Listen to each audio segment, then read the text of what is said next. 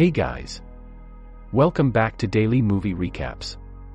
My name is Rocky and today I will show you 2016 comedy drama movie The Late Bloomer.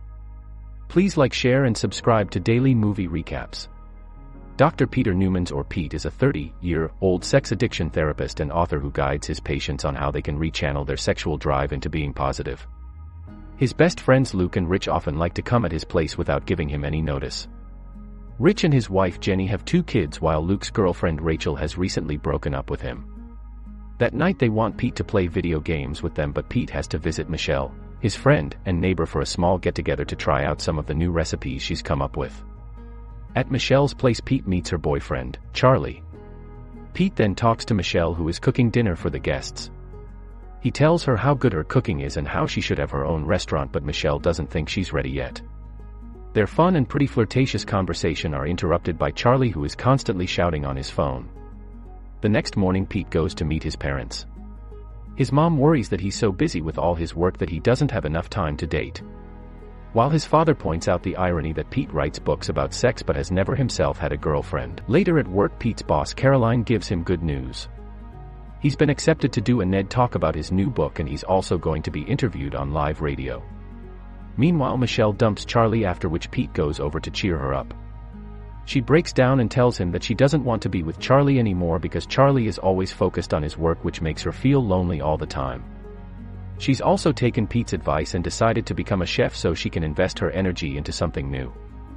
This conversation soon sparks something more romantic and Michelle kisses Pete, but as soon as Michelle tries to touch the hardwood, Pete starts having this piercing headache and leaves.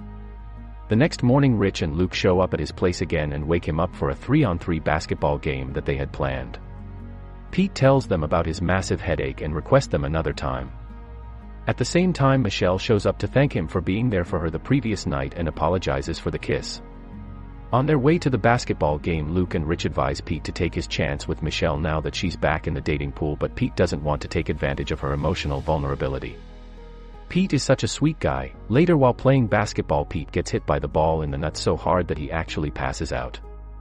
He is taken to the hospital where his brain scan reveals that he's had a benign brain tumor that's been pressing up against his pituitary gland probably for many years. As a result of this tumor, his normal male development has been compromised, so he had been maintaining this low level of testosterone. Basically, it means he's never gone through puberty. As bad as this might seem, Pete is actually in very peaceful state because now he has an explanation for why he's been so different from most other guys. He excitedly tells his friends about it. He shares how he has never had an erection before and how he never went to a doctor about it because he didn't want to know the diagnosis. Soon Pete undergoes a surgery to have the tumor removed and stays with his parents for a few days to recuperate. A few days later he tells Luke and Rich that he's not feeling any different than he was before the surgery and now is worried that the surgery might not have worked. Fortunately for Pete, Luke and Rich are way ahead of him. They've hired a professional dancer to perform for him. Unfortunately for the guys, her performance doesn't do anything for Pete either. Luckily, things begin to change the next morning when Pete finally gets his first erection, and at 30, he crosses the threshold from being a child into being a young adult. And the process is pretty quickly too, because he is discovering himself pretty much all the time and anywhere he goes, even at work, especially at work, because listening to his patients talking about their experience and otherwise non-conventional sex encounters turns him a lot. Soon his face is covered in zits and it was enough to make him visit his doctor about his urges. The doctor tells him that because his puberty has been delayed by almost 15 years, he's probably experiencing all of it at an accelerated rate now. Whereas all this time Michelle has been thinking that Pete was away due to a family emergency.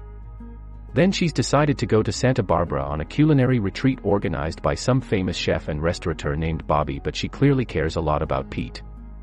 She video calls him from Santa Barbara and tells him that she's at Chef Bobby's house. She also tells him that she finds Bobby very handsome, which makes Pete super jealous. Meanwhile, puberty continued to hit Pete in unexpected and inconvenient ways. During his live radio interview about his book, his voice keeps cracking. Later he lashes out in front of his parents, and when Michelle calls again, he hangs up on her in anger because he is so jealous of Bobby. We later see him in a restaurant with his weird teenage neighbor Josh and starts overly relating with the kid. Josh gives him typical teenager advice about how Michelle must be very experienced sexually and that Pete should show her that he's just as seasoned. Pete takes Josh's advice very seriously and goes on some practice Tinder dates to get a few experiences under his belt.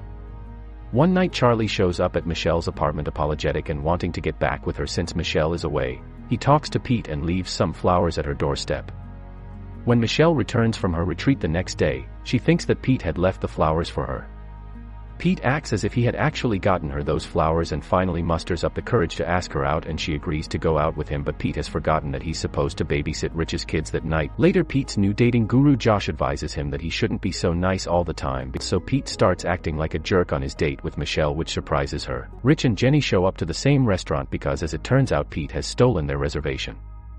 Things get very heated in a very immature way. Michelle is confused and furious at the same time and asks Pete to explain what's going on, but that doesn't go down too well either, but he refused and revealed that the flowers from the other night were actually from Charlie.